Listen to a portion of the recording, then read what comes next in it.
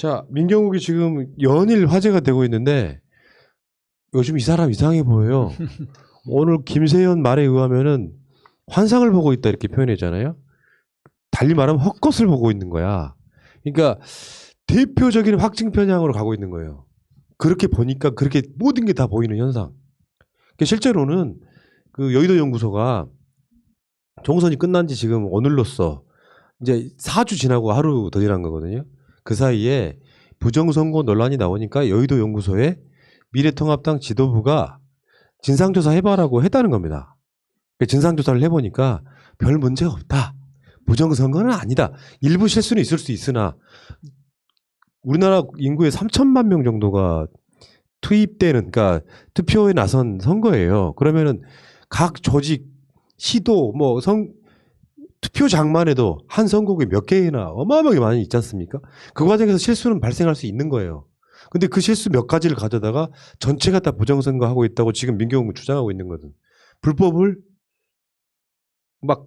저지르면서까지. 근데 여의도 연구소는 이미 결론을 내렸다는 거예요. 이번 선거는 부정선거라고 불릴 만한 정도는 아니다. 이렇게 하는데도 불구하고 민경욱은 저러고 있고, 그 지금 미래통합당의 주호영 등의 지도부는 입 다물고 있는 거예요. 한마디도 안 하고 있는 거야. 그러니까 이게 더 혼선이 생기는 거거든요. 그러니까 지도부 입장에서는 민경욱을 말리고 싶을 겁니다. 하지만 지금 그 지도부의 영이 안 서는 구조로 지금 미통당이 운영되고 있고요. 또 하나는 현역 국회의원에 대해서 그렇게 당에서 강력하게 예를 들어 지도부에서 면책이 아니고 책망을 한다면 당의 내분으로 비춰지기 때문에 지금은 내버려 두는데, 민경욱은 저는 두 가지 실수를 하고 있다고 생각합니다. 첫 번째는 국민들의 사의로 선택에 대해서 부정하는 짓거리를 하고 있다. 그러니까 민심은 분명히 미통당에 대해서 너희 정치 그렇게 하면 안 된다라고 선언을 한 것인데 여기에 대해서 지금 저항을 하고 있고요. 두 번째는 범죄에 가담하고 있어요. 그 본인이 지금 그 부정선거, 선거 조작설에 관련돼서 확보해서 흔들어댄 6장의 그 투표용지에 대해서 출처를 밝혀야 되는데 여기에 대해서 지금 출처를 안 밝히고 있는 걸로 제가 알고 있거든요. 그래서 이 범죄 혐의에 지금 가담하고 있는 겁니다. 그러니까 선거에 승복하지 못하는 그런 그 아름답지 못한 모습을 보여주는 것 이외에 새로운 범죄에 지금 가담해서 지금 하고 있어요. 그래서 이 부분에 대해서 나중에 책임을 크게 물어야 됩니다. 이게 민경욱 의원에 대해서 이제 판단을 하게 되면 이번에 투표용지를 흔든 순간 내용은 그거야. 나 범죄자야. 나 도둑이에요. 아니면은 도둑과 공범입니다라는 거거든요. 근데 이거를 본인이 상황 파악을 못하고선 이런 짓을 한다라는 것 자체가 본인이 바보거나 미쳤다는 얘기죠.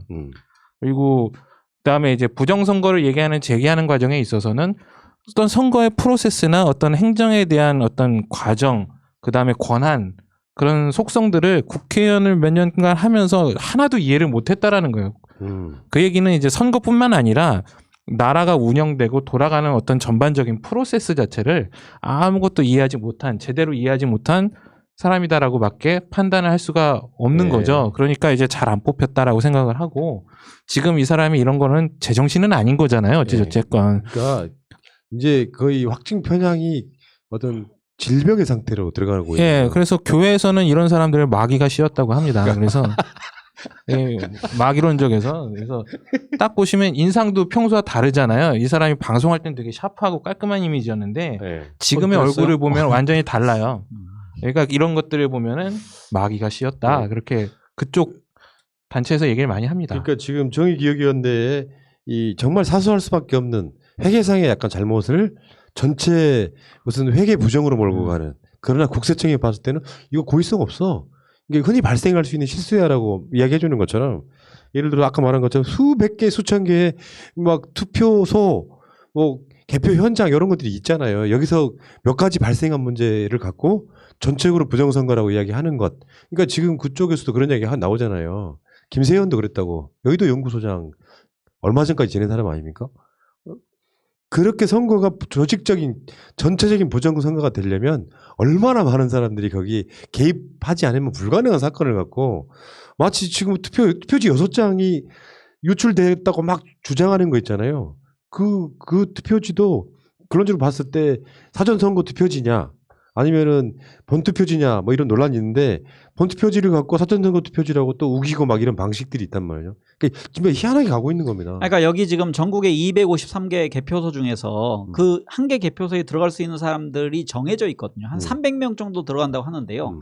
선관위 관련된 사람들, 그다음에 뭐 그 관계 공무원들, 그다음에 양당 참관인들 정도, 그다음에 개표 봉사요원들 정도만 들어갈 수 있거든요. 그러면은 우리가 추론했을 때 이 투표용지를 가져다가 미통당에 줄 수 있는 사람은 누굴까? 가장 개연성 있는 사람들은 실은 정당 참관인인데 미통당의 정당 참관인들입니다. 그렇겠지. 그럼 이제 좁혀지는 거예요. 그 범위에 대해서 검찰이 지금 수사할 겁니다. 그러니까 의정부지검이 수사하는데 뭐 댓글 보면은 야 검찰을 어떻게 믿냐. 의정부지검은 어쨌든 중앙지검 산하에 있는 지검이기 때문에 저는 정상적으로 수사가 진행될 거라고 생각을 하고요. 그다음에 그 아까 말씀드린 대로 선관위는 이 공정하게 선거를 예를 들어서 관리하고 싶은데 그 안에 있는 정당 참관인이 사후적으로 아니면 그 안에서 감시의 눈을 피해서 투표용지를 이렇게 가져온 행위에 대해서 철저히 막을 수는 없는 거거든요. 그러니까 범죄가 저질리기 전에. 그래서 모든 형법은 범죄 후에 그 사람을 그 처벌하는 겁니다. 그래서 이제 그 투표용지를 탈취한 사람 프레임이 지금 바뀌고 있잖아요. 처음엔 선거 조작설에서 이제는 전체적으로 어떻게 바뀌었냐면 선거 투표용지 탈취로 바뀌고 있거든요. 그래서 탈취한 사람이 이제 형사적 처벌 받는 방법밖에 없는 거죠. 제가 볼 때는 이번에 이제 운이 좋게 제가 선거에 참관인으로 참석을 했었거든요. 그래서 프로세스를 봤는데요. 아마 이거를 빼낼 수 있는 사람들은 기본적으로 선관위 관계자일 수밖에 없을 겁니다. 그 위치를 이제 끝까지 아니 선관위 관계자로 하면 안 될 것 같고요. 그러니까 뭐 관계가 있거나 관계를 잘 아는 사람이 저는 이제 거기에 대해서 없는데. 반대하는 게 아니 선관위 기본적으로 공무원 조직 공무원들은 아주 명백한 그 소위 내부 고발 정도가 네. 되지 않으면 절대 이런 짓 안 합니다. 저는 거기에 대해서 이제 반대. 정확한 팩트를 알려드릴게요. 선거 투표 끝나고 나서 남은 투표용지를 이 자물쇠가 없는 창고 같은데 대충 던져놓은 네. 사건이에요. 그러니까 이거는 맞아요. 선관위 직원의 행위라기보다는 참관인의 행위일 가능성이 높지요. 그렇죠. 그러면서 이제 이게 당일날 훔쳐온 차원은 아닌 것 같고 이게 얼마나 허술하게 관리되고 있는지를 보여주기 위한 일종의 미래통합당 당원의 쇼였을 거라고 나는 생각이 들어요. 네네. 딱 그 정도로 보고 네. 있습니다. 그러니까 제가 또 중간에 껴서 죄송합니다. 그 아마 사전 투표가 너무 자기들 예상보다 높았기 때문에 이번 선거를 잘못된 선거로 나중에 기획할 필요가 있다.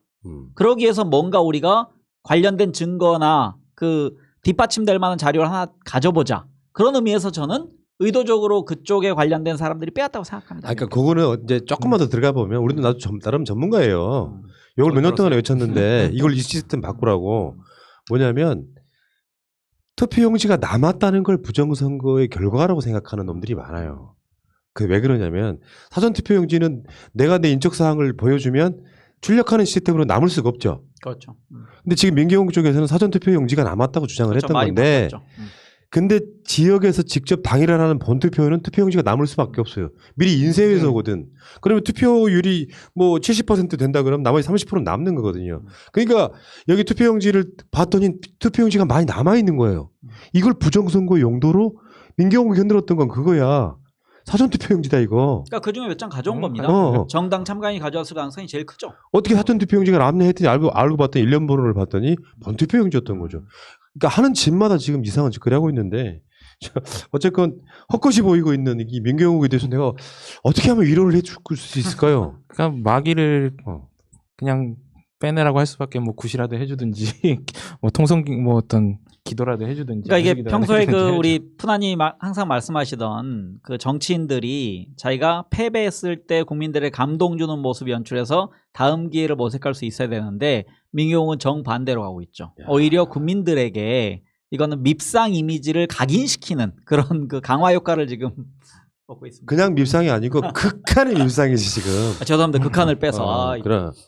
그냥 밉상은 엄청 많잖아 그쪽에. 진짜 마귀가 씌운 것 같이 그냥 누군가한테 조종당하는 것 같아요. 그냥 제정신으로는 이렇게 할 수 없어요. 헛것이 보이고 있다니까요. 네. 이 사람 말 한마디 한마디를 보면은 확신에 차 있어. 그 확신에 차서 이게 뒤집히면은 대법원 가서 막 재검표하고 막 하면은 뒤집어질 거라고 완전히 그 자기 확신이 있잖아요. 다시 한번 말하는데 민경욱 씨는 나중에 이게 사실이 아님이 드러났을 때 어떤 식으로 빠져나갈지가 궁금해요. 그거 유튜버 됩니다. 사과는 할까요? 잘못 아예 안 생각했다. 하죠. 안 하고 이 사람은 이런 그 이미지를 가지고 저는 극우 유튜버로 데뷔한다고 생각합니다. 딱 강용석으로 바뀌는 거네. 네. 뭐 사과를 하면 다행이고 일단은 법적인 처벌은 돼야 되지 않을까 싶어요. 네, 어쨌든. 맞습니다. 네.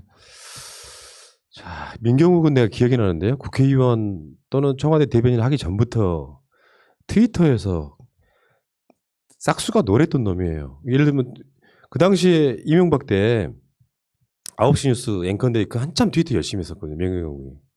근데 보도가 이상하게 나갈 거 아니야. 뻔하잖아요. KBS 뉴스가 이명박한테 딸랑딸랑 잘못 나가면 항의를 해. 그러면 가래침 뱉듯이 대꾸했던 놈이에요. 그때부터. 대단한 놈이에요. 뭐 이런 놈들이 아까 말한 스파이설까지 포함하면 아 정치 우리 대한민국 정치에 이런 자가 있다는 것 자체가 치욕입니다.